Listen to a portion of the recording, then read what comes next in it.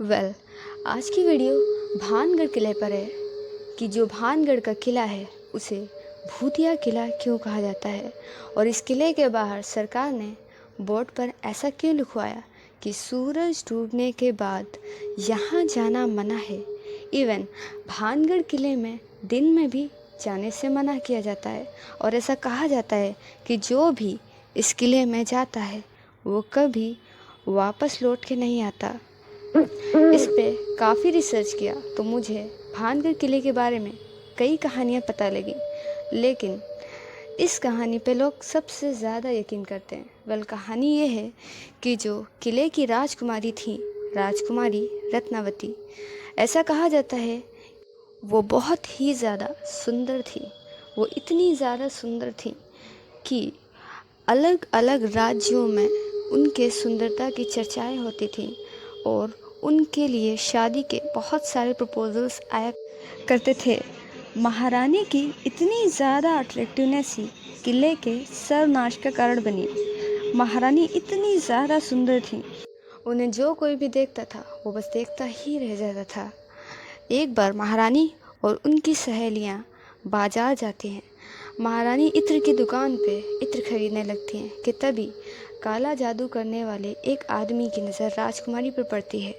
काला जादू करने वाले आदमी उसी राज्य का सिंगिया सेवड़ा नाम का आदमी था। सिंगिया सेवड़ा ने जैसे ही महारानी को देखा उसे महारानी से प्यार हो गया और वो महारानी को पाने की इच्छा रखने लगा।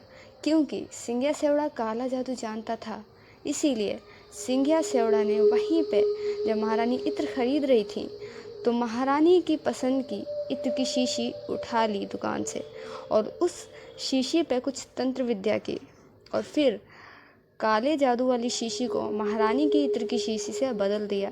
ये सब कुछ उसी इत्र की दुकान पर इत्र खरीदते टाइम हुआ था।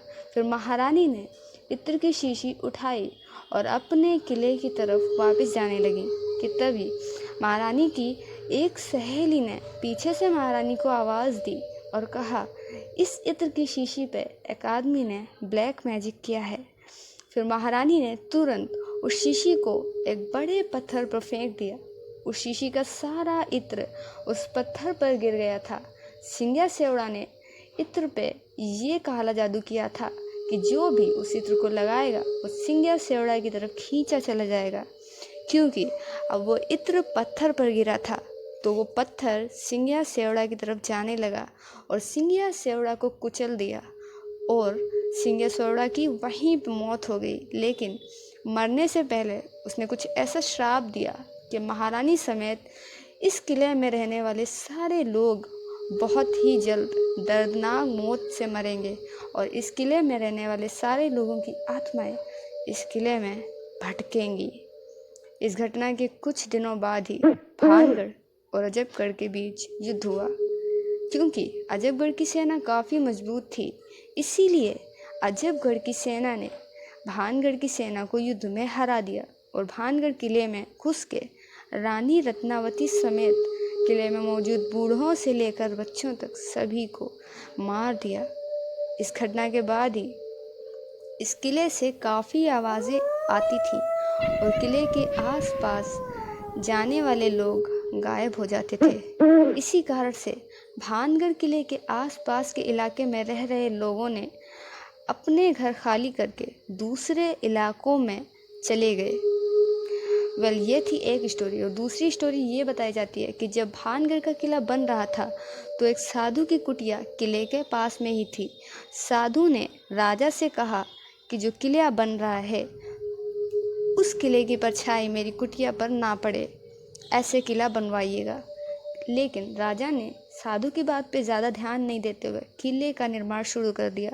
किला जब बन के तैयार हुआ तो साधु की कुटिया पे किले की परछाई पड़ रही थी। साधु को ये देख के बहुत ही ज़्यादा क्रोध आया और उसने ऐसा श्राप दिया कि भानगढ़ का किला और भानगढ़ पूरा एकदम बर्बाद हो जाएगा और इसी श्राप की वजह से भानगढ़ बर्बाद हो गया, ऐसा कुछ लोगों का मानना है।